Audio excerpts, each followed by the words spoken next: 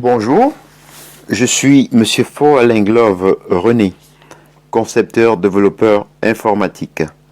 Aujourd'hui, dans le cadre du cours sur l'économie générale, nous allons voir la famine, un problème de répartition. Il en est de la faim comme de la soif. Ce n'est pas un problème de richesse globale, mais de répartition de celle-ci. Les 250 hommes les plus riches du monde disposent de la même part de richesse mondiale que les 3 milliards les plus pauvres. Pendant que les uns meurent de faim, d'autres souffrent d'obésité.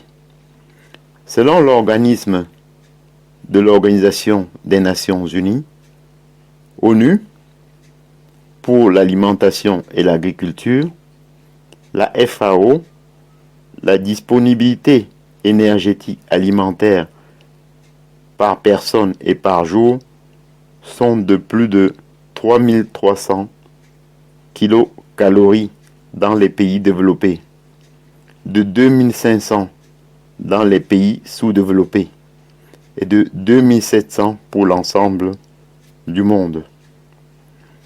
Le monde produit donc déjà de quoi nourrir l'humanité tout entière.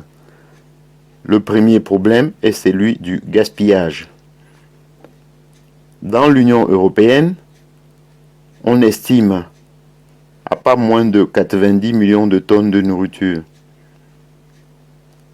180 kilos par an et par habitant. Au niveau mondial, le gâchis dépasse 1,3 milliard de tonnes, pas loin du tiers de la nourriture produite. La composition de l'alimentation est aussi à prendre en compte. Les modèles alimentaires des pays développés sont riches en énergie et en produits animaux. Les différents modèles traditionnels sont beaucoup plus riches en produits végétaux. Pour produire 1 kilocalorie animale, il faut 7 kilocalories végétales.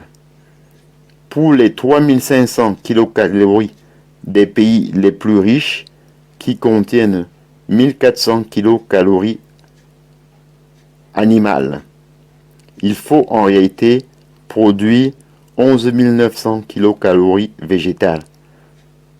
Pour les 2000 kilocalories du Sud, c'est-à-dire qui contiennent seulement 80 kilocalories animales.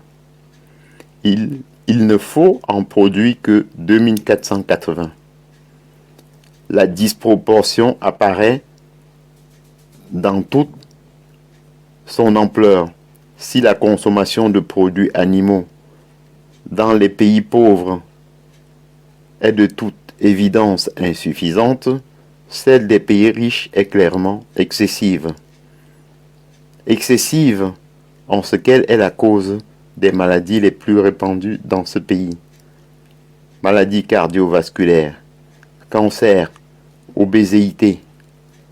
En Europe, on estime déjà le coût de l'obésité à quelques 60 milliards d'euros. Ainsi, j'en ai donc terminé et je vous en remercie.